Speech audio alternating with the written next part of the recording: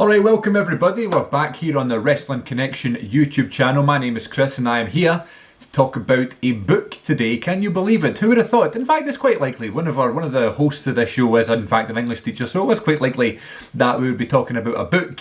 It is quite unlikely, however, that it is me that is talking about a book before Glenn does.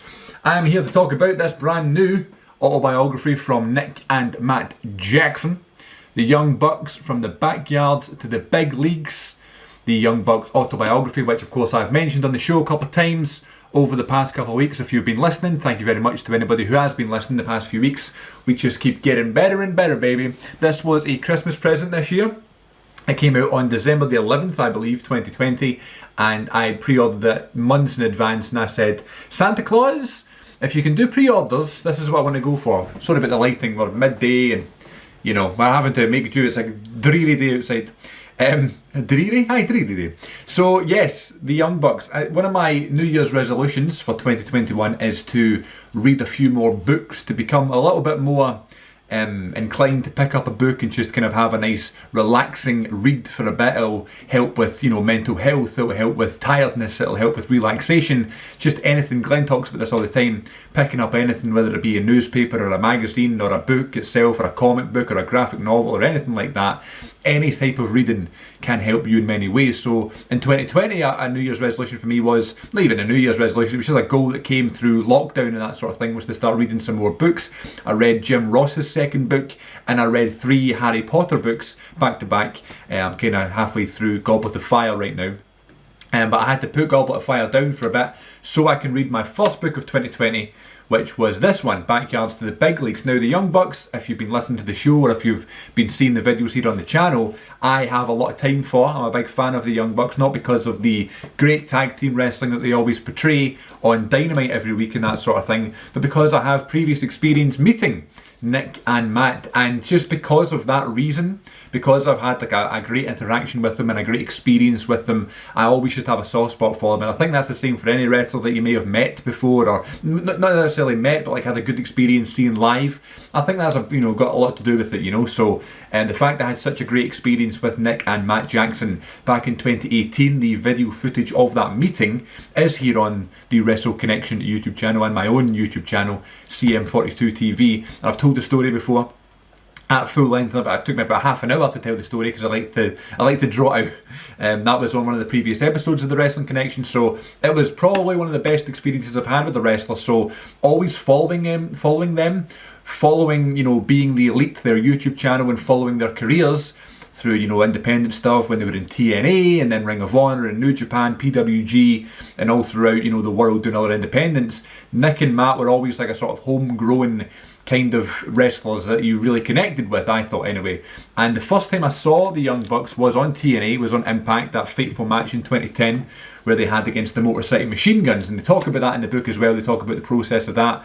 It was more about like they were just trying to get bookings, they were really struggling with money. That's something that really opened your eyes to how bad independent wrestling was business wise back in the mid 2000s. Just it was like the Young Bucks were one of the bigger names in the independent industry. They weren't a Bryan Danielson or a Low Key or someone like that, but they were still getting booked quite often, and they were still really struggling. Matt's wife was pregnant and Nick had just had a bad breakup with someone, and it was just they were going through a real tough time. And independent wrestling, although they were getting booked a lot, definitely was not that saving grace for them. I thought that was really interesting. And you hear those stories, that there's no money in independent wrestling. It's a lot different nowadays. The fact that independent wrestling totally blew up around 2018, 2019 sort of time, and now it's almost non-existent right now with the sort of the guidelines and that sort of thing, and the restrictions that we all have, that we can't just put on a show, and there's been some promoters and some promotions that have been creative with it and held outdoor shows and drive-in shows and that sort of thing. But really, independent wrestling is at a null and void right now, which is a real shame because it was picking up a lot of momentum. So it just shows you like how bad it was, how bad it could be. These people were being booked all the time and they were one of the faces of independent wrestling, yet still weren't making a very good living whatsoever. So when they were signed by TNA, it was this big massive thing. He was buzzing to tell his family, he being Matt, who seemed to be the more business-like brother, when it was, you know, chatting to Triple H or Tony Khan or, you know, Joe Koff of Ring of Honor and PWG and all that sort of stuff, and Gedo from New Japan. It was always Matt that was doing the business side of things, which was really interesting. When they signed to TNA, it was like this big thing. Oh my God, my first contract, I'm going to get signed by one of the biggest promotions in the world, and they were on like $350 per appearance. You know, wasn't guaranteed, and it was just like, really, this is it? Wasn't enough to keep them afloat. So things like that were really interesting. So I first saw the Young Bucks, is what I was going to say, on that episode of Impact against the Motor City Machine Guns, and I thought they were absolutely unbelievable. I remember sitting at this very desk. It's a different chair. I got this chair for Christmas. I was sitting at this very desk watching Impact. I think it must have been the Monday episode when they were going up against Raw, maybe even January 4th, 2010, sorry. Seeing that match against the Machine Guns, I found my new favourite tag team in Generation Me, you know, and then you just follow their careers. I really don't remember them doing anything else in TNA, and I was actually quite surprised that they were still under contract well into 2011, when they were talking about that in this book as well. They were talking about all the things they did in TNA, and I was like, I don't remember that at all. They broke up at one point, they had singles matches against each other. I don't remember that at all. And I was watching TNA around that time. I was a big TNA fan, so I don't know why I didn't remember that, but it was really cool to kind of look back on that. The thing that was really interesting on this book the most, though, was like the whole explosion of their brand and going to Ring of Honor and PWG and New Japan and that sort of thing. Really kind of taking over the business and creating an empire for themselves.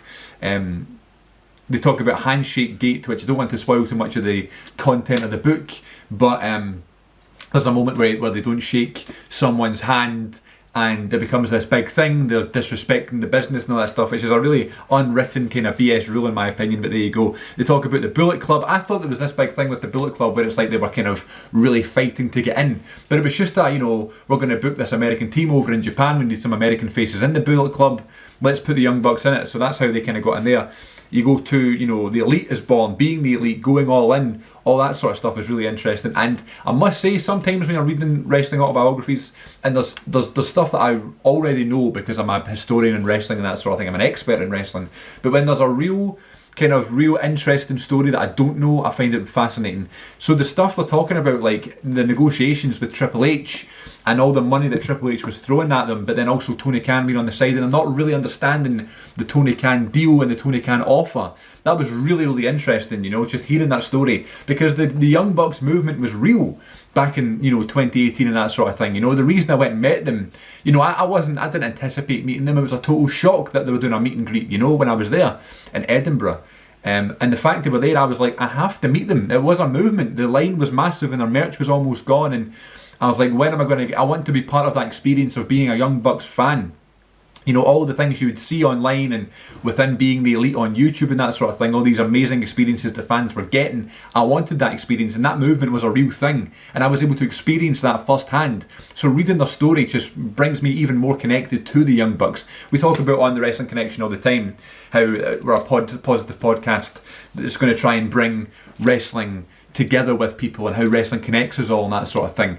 You know, this is a perfect example. Wrestling connected me to these two young guys, these two young bucks who I followed for years through PWG, buying the DVDs off High Spots and paying ridiculous amounts of money for shipping because I wanted to see the Young Bucks matches. Then seeing them live, then getting to meet them, then seeing them start their own wrestling company, then hearing them on their, you know, these other podcasts and seeing them on their own YouTube show, and now reading their book. It just shows, you know, what great businessmen they are, building that empire from the ground up, literally not making any money, and then being one of the most lucrative, you know, signing, you know, year after year, the most expensive and most lucrative Ring of Honor contracts ever, getting ridiculous money from New Japan, then, you know, asking for more and not getting it, you know, mind-blowingly, you know, making six figures in 1 year without even being contracted to WWE or another major company. Big deal, you know, doing that sort of thing, especially with a lot of independent wrestlers that struggle to make, you know, 3 figures, not let alone 6, you know. So just a great story. I love the way they do it, how it's like Matt writes one chapter, then Nick writes the next one, sort of thing. I thought it was a really cool way to do an autobiography. Never read something like that before.